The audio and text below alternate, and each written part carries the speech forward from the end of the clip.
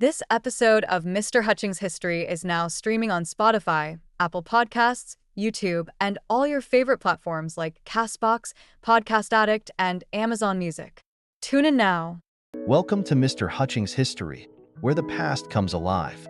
Let's dive into today's story. Welcome to the deep dive. Today we're taking you back to the 1930s, a time when the world was on the verge of another catastrophic war, and the United States was grappling with a powerful urge to just stay out of it. But here's the catch. Their attempts to stay neutral might have actually made things worse.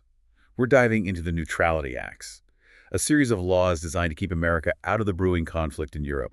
We've got some great excerpts from a podcast called Mr. Hutchings History to help us unpack all this. It's a fascinating period because it really highlights the tension between wanting to avoid the horrors of war and understanding that sometimes inaction can have its own set of consequences. Okay, so let's set the scene. Imagine America right after World War I. The country is deeply scarred both emotionally and physically. Absolutely. The trauma of the war was immense. And then you have the Nye Committee hearings in the early 1930s. They concluded that U.S. involvement in World War I was heavily influenced by the financial interests of certain groups, like arms manufacturers. So it wasn't just about avoiding another war. There was this deep suspicion that some people actually profited from war. Exactly. And this idea really took hold in the public consciousness. It fueled the isolationist movement, which basically said, we're not getting involved in anyone else's messes. It's like the whole country collectively said, nope, been there, done that, not interested. But meanwhile, things in Europe are heating up. Right. You have the rise of fascism in Italy and Germany, Japan's growing aggression in Asia. It's a powder keg waiting to explode. So enter the Neutrality Acts. Can you give us a quick rundown of what these acts actually did? Well, the first one passed in 1935 was a pretty straightforward embargo on arms sales to any country at war. It also restricted Americans from traveling on ships belonging to nations involved in the conflict. So it was like, hey, you want to fight? Fine, but we're not giving you the tool. Exactly. And this was renewed in 1936, which shows you just how strong the isolationist sentiment was in Congress. But then things start to escalate even further in Europe. What happens then? In 1937, Congress passes another Neutrality Act.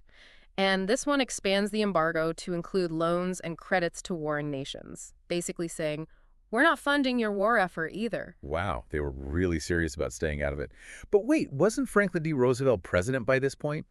And wasn't he a bit more internationally minded? He was, and that's where things get really interesting, you see. Roosevelt recognized the growing threat of fascism, but he also had to contend with this powerful isolationist bloc in Congress. So what did he do? He managed to get a rather clever provision slipped into that 1937 Neutrality Act. It's called cash and carry. Cash and carry. What is that? It allowed countries at war to buy non-military goods from the U.S. But there was a catch. They had to pay cash, and they had to transport the goods on their own ships. Okay, so on the surface, it still sounds neutral, but I bet there's more to it, right? There is. At that time, the main aggressors, Germany, Italy, and Japan, didn't have strong navies. So this cash and carry provision ended up primarily benefiting the Allies, Britain and France. So it was a sneaky way for Roosevelt to help the Allies without technically breaking neutrality. Pretty clever. It was a delicate balancing act for him, trying to appease the isolationists at home, while also preparing for the possibility that the U.S. might eventually have to get involved. Talk about walking a tightrope. So we've got these two Neutrality Acts, both driven by this overwhelming desire to stay out of war. But the world is marching towards conflict, and Roosevelt's trying to maneuver within these really tight constraints. What happens next? Well, in 1939, things escalate dramatically. Hitler invades Czechoslovakia. It's a huge wake-up call. War in Europe now seems inevitable. I can only imagine the pressure on the U.S. to rethink its neutrality stance. You're absolutely right. And it's at this pivotal moment that we start to see some cracks in America's commitment to isolationism. But before we get into that, there's a fascinating critique of the Neutrality Acts that we should discuss. Oh, tell me more. British Prime Minister Neville Chamberlain, a staunch advocate for peace, actually argued that the U.S. neutrality policy might be doing more harm than good. He believed that American neutrality was creating a power vacuum on the world stage, emboldening aggressive regimes like Nazi Germany. So he's essentially saying that by trying to avoid conflict, the U.S. might actually be making it more likely. That's the argument. And it raises some really important questions about the effectiveness and, frankly, the ethical implications of neutrality in the face of global aggression. That's a really thought-provoking point. So back to the U.S. With war now a reality in Europe, do they stick to their neutrality guns? Or do things start to change? Things do change, but it's a gradual process. Public opinion was still very much on the isolationist side. Roosevelt couldn't just flip a switch and declare war. All right, so we're at this turning point. World War II has officially begun. The U.S. is technically neutral, but they're sending weapons to the Allies through that cash and carry loophole. Yeah. What happens next? Well, despite this shift in policy, many Americans were still holding on to that isolationist mindset. They truly believed staying out of the war was the best move. But Roosevelt, Yeah. he's seeing the storm brewing. He's got to be feeling the pressure to act. He is. Roosevelt sees the rising tide of fascism as a direct threat, but he's got this tricky balancing act. He needs to support the Allies while navigating that strong isolationist sentiment back home. So how does he walk that line? How does he manage to actually help the Allies without officially joining the war? He gets creative. One example is the Destroyers for Bases Agreement in 1940. The U.S. trades 50 of its older destroyers to Britain in exchange for the right to lease naval bases in British territories in the Western Hemisphere. So basically, he finds a way to help beef up Britain's defenses without directly getting involved in the fighting. Exactly. It was a win-win. It strengthened U.S. defenses while simultaneously providing Britain with much-needed support. Plus, it was a smart political move. By framing the agreement as a defensive measure, Roosevelt sidestepped those isolationist arguments in Congress. Wow, talk about strategic maneuvering. But as the situation in Europe worsens, I imagine even those creative measures weren't enough. You're right. By 1941, with the threat of a German invasion looming over Britain, Roosevelt knew he had to take more drastic steps. And that's where the Lend-Lease Act comes into play. Precisely. The Lend-Lease Act, passed in 1941, was a pivotal moment. It completely changed the game. This act allowed the U.S. to provide a lifeline of supplies, weapons, ammunition, food, you name it, to any country whose defense was considered vital to American security. So basically, the U.S. is saying to the Allies, take what you need, we've got your back. That's a great way to put it. It was a clear signal that the U.S. was shifting away from strict neutrality. What a bold move by Roosevelt. I'm guessing this didn't sit well with everyone back home. There was definitely pushback from the isolationist camp, but you can see public opinion starting to shift. People are starting to realize that staying completely isolated might not be an option anymore. It seems like the U.S. is inching closer and closer to war, even though it's still officially neutral. Yes, and then a series of events happen that really escalate tensions and ultimately propel the U.S. into the conflict. Okay, this is where it gets really intense. What were these events? Well, first you have a growing number of attacks on U.S. merchant ships by German U-boats. Remember, the U.S. is still technically neutral, so these attacks were a major provocation. It must have been incredibly difficult for the U.S. to maintain its neutrality while its ships are being targeted. Absolutely. And then, of course, comes the event that changes everything, the attack on Pearl Harbor on December 7th, 1941. A date which will live in infamy, as Roosevelt famously said. Exactly. This surprise attack by Japan on the U.S. naval base at Pearl Harbor was a complete shock to the nation and instantly shifted public opinion in favor of war. It's almost as if everything that came before, the Neutrality Acts, the back and forth, all of it, led to this moment. It's hard to deny that.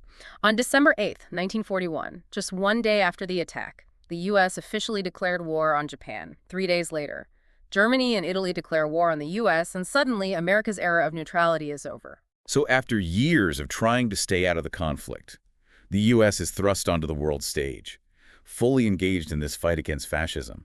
It really is remarkable how the Neutrality Acts, which were originally intended to keep America out of war, ended up playing such a complex, and some might argue ironic role in the nation's path to war. It makes you wonder, what were the long-term effects of these acts? What can we learn from this whole chapter in American history? Those are excellent questions. And while it's important to look at the political and strategic consequences, we also have to remember the human cost. You're right. It's so easy to get caught up in the political maneuvering and forget about the real people whose lives were impacted by these decisions. While these laws are being debated in Congress, millions of people around the world were caught in the crosshairs of war, suffering under fascist regimes. It's a sobering thought. It makes you wonder if those well-intentioned attempts at neutrality might actually prolong the suffering of those who needed help the most. It's a point worth pondering. And it leads to even bigger questions about isolationism intervention and America's role in a world that's increasingly interconnected. But I think that's a good place to pause for now. Agreed. We've covered a lot of ground. Let's take a breather and come back to unpack the bigger picture. and see what lessons we can draw from the Neutrality Acts that might be relevant to the world we live in today. Welcome back to the Deep Dive. We've been traveling through time, exploring the Neutrality Acts, America's dance with isolationism, and the inevitable march towards World War II. It's been a journey through a really complex period in history. We've seen how these laws, born out of a longing for peace, ended up having some pretty unexpected consequences. We've also talked about how crucial it is to remember the human cost of war. While politicians were debating policies, real people were suffering the devastating effects of conflict. Absolutely. So as we wrap up this deep dive, let's zoom out and think about the bigger picture. What can we learn from the Neutrality Acts? Are there any parallels to the world we live in today? That's the million-dollar question, isn't it? What wisdom can we glean from this chapter of history that might still be relevant in the 21st century? Well, one of the key takeaways echoes that warning from Neville Chamberlain. The idea that neutrality, while appearing peaceful on the surface, can sometimes embolden aggressors. So you're saying that by trying to avoid getting involved, you might actually be creating an environment where those who seek to cause harm can thrive. Precisely. And this raises a whole host of challenging questions about the role of powerful nations in a globalized world. Can any nation truly afford to stay neutral when faced with threats to international peace and security? Such a tricky dilemma. On one hand, you want to protect your own interests and avoid unnecessary risks. But on the other hand, shouldn't there be a sense of responsibility? There's a moral obligation to stand up against injustice, even when it's happening far away. It really highlights that tension between self-interest and global responsibility. And I think that's where the legacy of the Neutrality Acts becomes particularly relevant. It's a cautionary tale reminding us that isolationism, while appealing in its simplicity, can sometimes have dangerous and unintended consequences. So are you suggesting that there's no place for neutrality in the modern world? Not necessarily. I think it's crucial to distinguish between neutrality as a principle and neutrality as a policy. As a principle, the idea of remaining impartial and promoting dialogue, neutrality can be a valuable tool for peace building, but as a rigid, inflexible policy, it can become counterproductive, especially in a world with complex and rapidly changing global challenges. So it sounds like it's about finding that balance, knowing when to engage, when to step back, and always keeping the broader context in mind. Exactly. And the lessons of the Neutrality Acts can help guide us in that process. They remind us that foreign policy decisions are rarely black and white. There are always competing interests, domestic political pressures, and a whole web of potential consequences on the global stage. So what does this all mean for us today? As we face a world filled with its own set of conflicts and crises, what wisdom can we take from the 1930s and apply to the 21st century? I think the most important takeaway is the critical need for active engagement in global affairs. We can't afford to sit on the sidelines and hope for the best. We need to be willing to use our influence, our resources, and our diplomatic skills to promote peace, stability, and human rights worldwide. So we have a responsibility to act even when it's difficult or risky. I believe we do. Yeah. But that responsibility comes with the understanding that our actions, even those taken with the best intentions, can have unforeseen consequences. We need to be thoughtful, strategic, and always willing to adapt as circumstances evolve. And we have to remember the human cost of inaction. Absolutely. We must never forget the faces of those who suffered during World War II. Their experiences serve as a constant reminder of the high stakes involved in these decisions. We've covered a lot of ground today, haven't we? We've explored the historical context of the Neutrality Acts, examined their impact, and considered their relevance in today's world. Hopefully this deep dive has sparked some curiosity and encouraged you to think critically about the complexities of foreign policy, the challenges of navigating an increasingly interconnected world, and that constant push and pull between isolationism and engagement. So as we wrap up, I want to leave our listeners with a final thought-provoking question. The Neutrality Acts were a product of their time, a reflection of a world grappling with anxieties and uncertainties. But the questions they raise about neutrality, responsibility, and the role of nations in preventing conflict, those questions are timeless. As we navigate our own set of global challenges, how do we strike that delicate balance between protecting our own interests and fulfilling our responsibilities to a world in need? That's something for all of us to ponder. Indeed. And until next time, keep exploring, keep questioning, and keep diving deep. Thanks for listening to Mr. Hutchings History. Keep exploring, and we'll see you next time.